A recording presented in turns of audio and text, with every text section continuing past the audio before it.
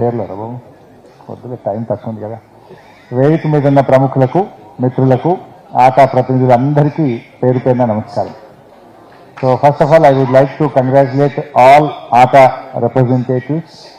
All the way you have come from years, and for the last 20 days you are all doing a lot of programs in various parts of Telangana and Andhra Pradesh. చాలా సంతోషం. మరి ఏ దేశం ఏదినా, ఎందు కాలిడినా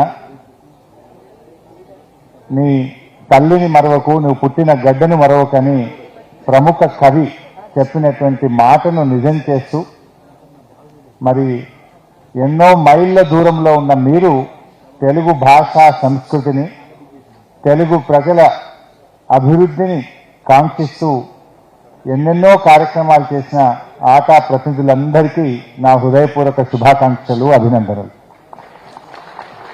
ముఖ్యంగా ఈరోజు మీ పిల్లలు, మీరు అమెరికాలో స్థిరపడిపోయినా కూడా ఈ ప్రాంతంతో, ఈ మట్టితో మీకున్నది ఒక పేగుబంధం.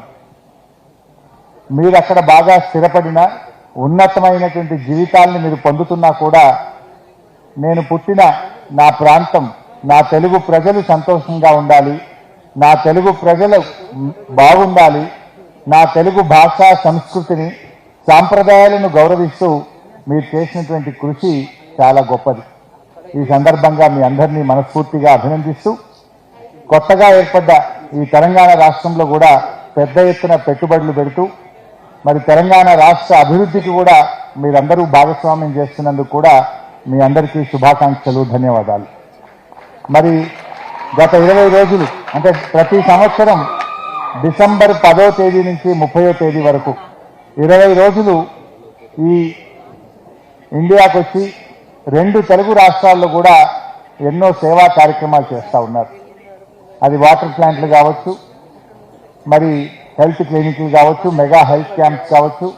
మొన్న ఈ మధ్య పత్రికలో చదివాను, అచ్చంపేటలోని చెంచుగూడాల్లోకి వెళ్ళి అక్కడ వాళ్లకు దుప్పట్లు, బట్టలు కూడా ఆటా ప్రతినిధులు వెళ్ళి పంచారని చూసి నిజంగా చాలా సంతోషం అనిపించింది. ఎక్కడ అమెరికా, ఎక్కడ అచ్చంపేట. అమెరికాకు అచ్చంపేటకు ఉన్న బంధం ఏంటి? తెలుగు బంధం.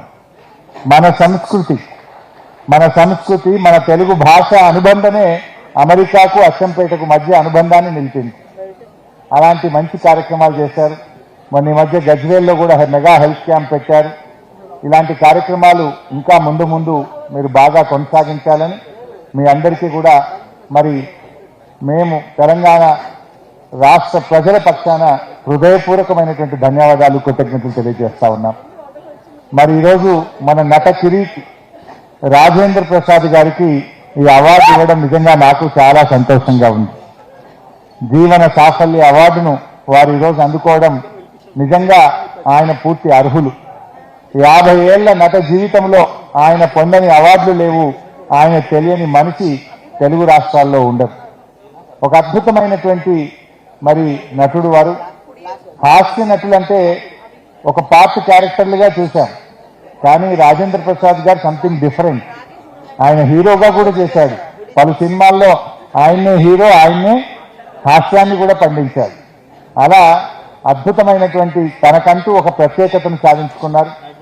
అంతేకాదు ఆయన ఆ ఫీల్డ్లో ఉండేటువంటి వర్కర్ అసోసియేషన్కు కూడా అధ్యక్షులుగా ఉండి సినిమా రంగంలో ఉండేటువంటి కార్మికుల సంక్షేమం కోసం, ఆ కార్మికుల హక్కుల కోసం కూడా పోరాడినటువంటి చరిత్ర రాజేంద్ర ప్రసాద్ గారికి ఉంది.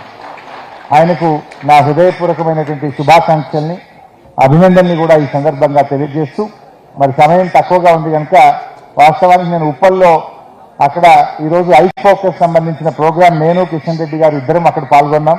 కిషన్ అన్ననేమో ముందు మాట్లాడి బయలుదేరినాడు.